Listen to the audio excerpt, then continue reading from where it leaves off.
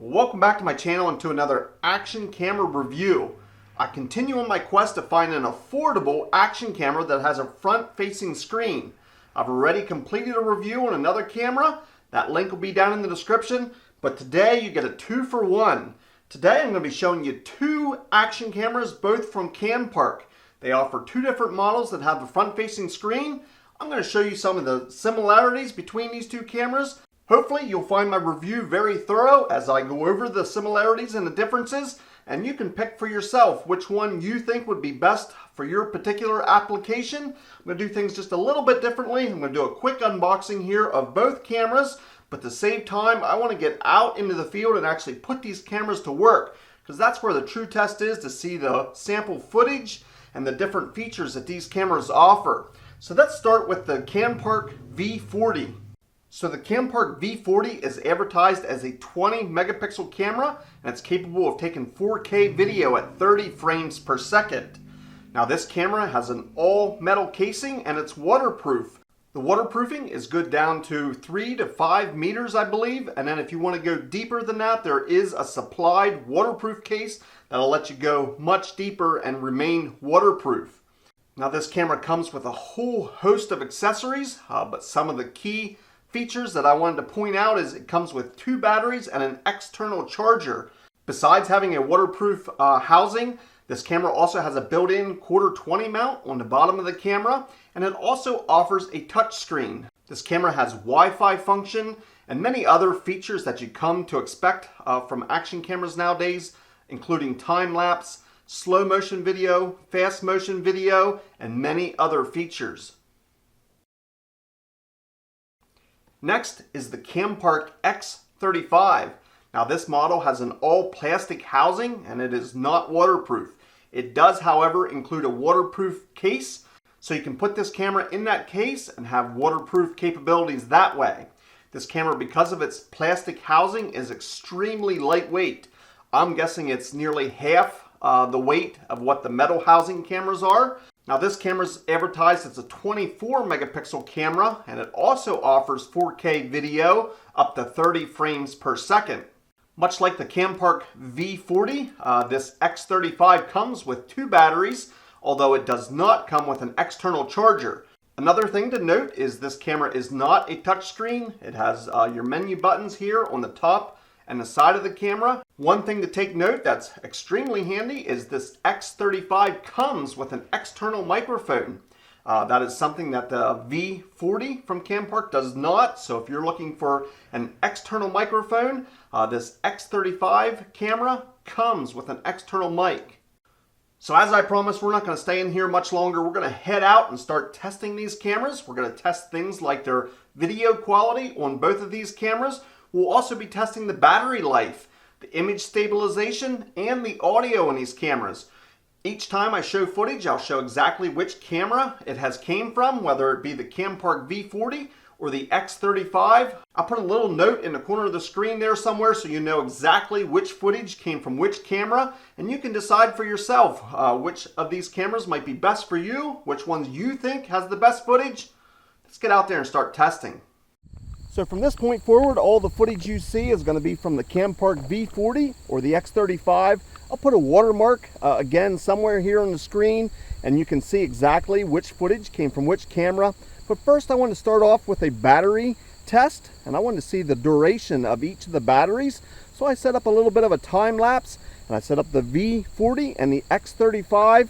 I did take off the screensaver to make it easier to see exactly when the battery went dead, but here's how long the cameras lasted without the screensaver.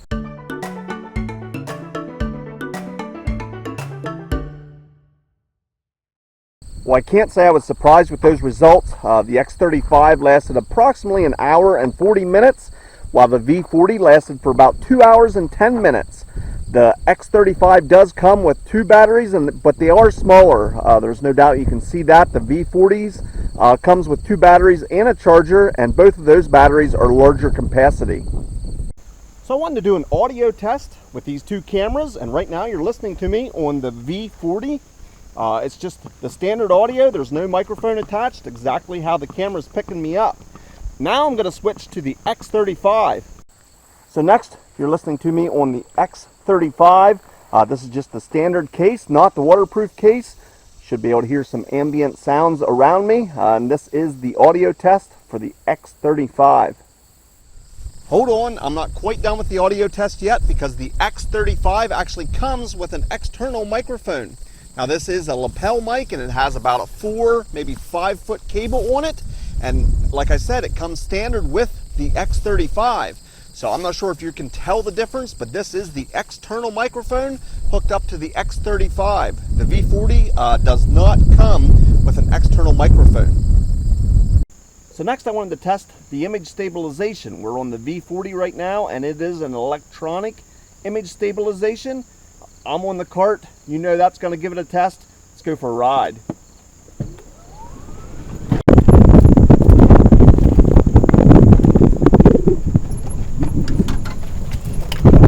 Alright, now we're still on the V40, but this time with no electronic stabilization.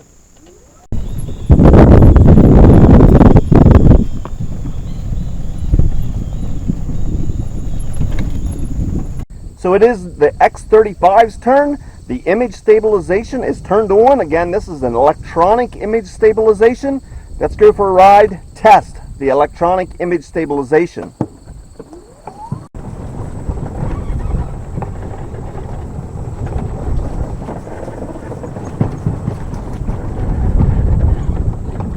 Now we have the image stabilization turned off. Let's keep going.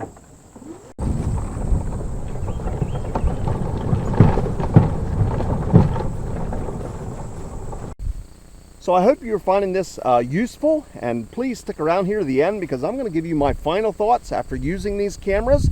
Up to this point I haven't seen any of the footage, so I don't know how the cameras are performing, but if you stick around to the end I'll do a recap and I'll give you my opinion and my observations from each of these cameras. But first, they both have a time-lapse option and I set them up in similar locations and put it on time-lapse mode.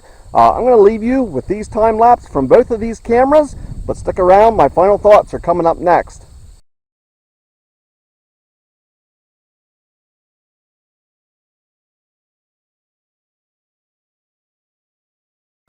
Well, I've showed an unboxing and the accessories you get with each of these action cameras.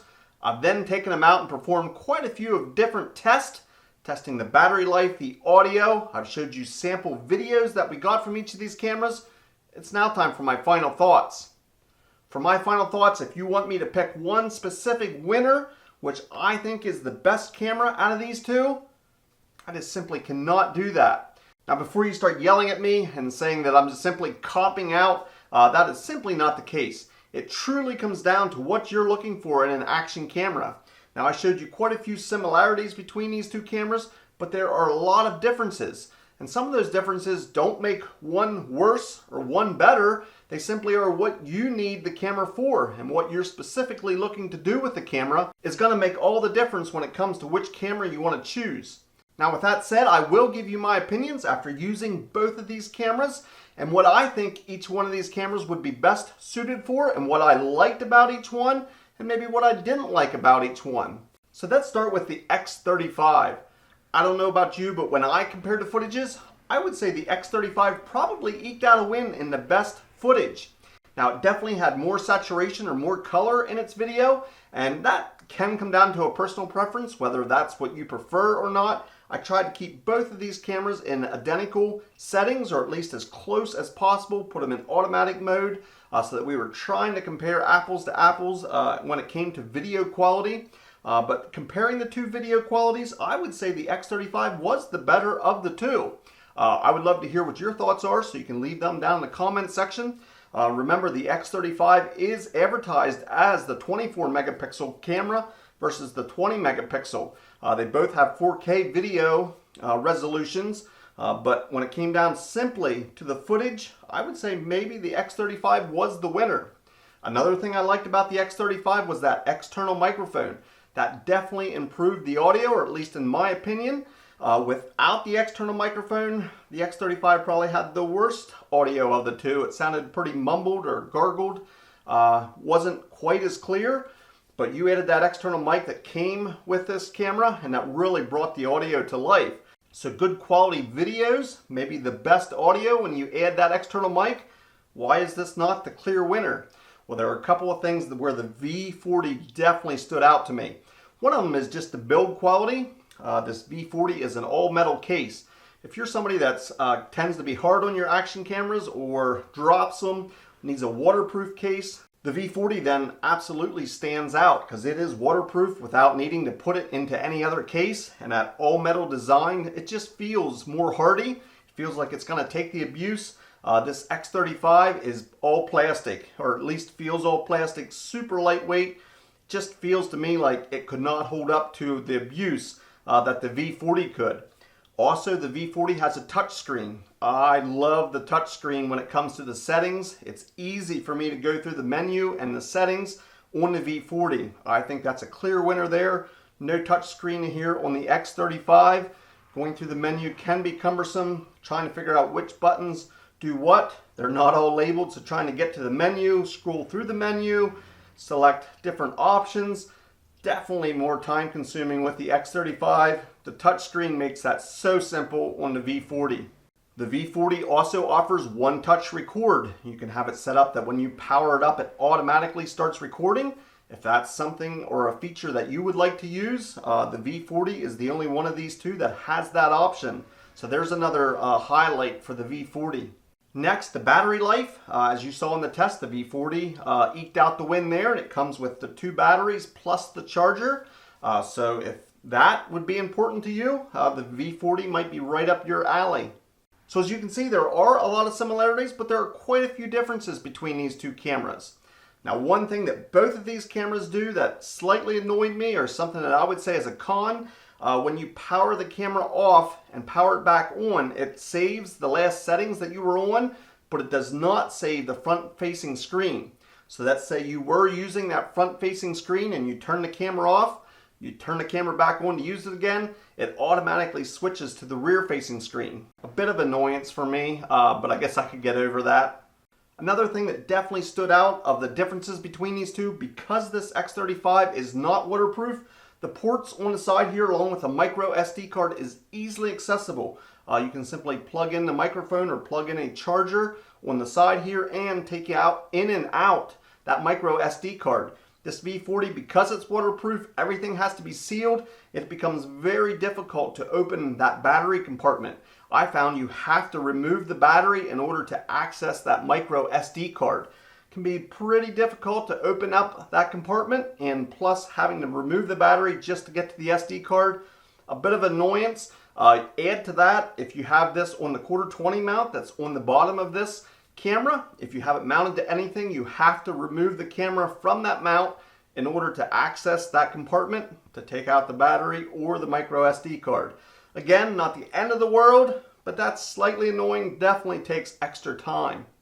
So those were my final thoughts. As you can see, plenty of pros with these cameras. They really did work quite well for me. I was pleased with the footage. I really had nothing to complain about. I think the electronic stabilization did a fair job, especially for these price range. And like I said, it comes down to personal preference. If you're rough and tough on your cameras, you know you're going to need something waterproof. You like that touch screen, maybe a little bit longer battery life, the V40 is probably for you. If you're looking for a camera that's extremely lightweight, that comes with an external microphone, if that's important to you, and probably the better footage of the two, this X35 might be just the camera you're looking for. I'm going to be putting links to each of these cameras down in the description. I'd love to hear from you. What did you think of the footage? Have you ever used these cameras? What were your thoughts after using these cameras? Please put them down in the comments section. I'd love to hear from you. I appreciate you watching my review. We'll see you in the next video.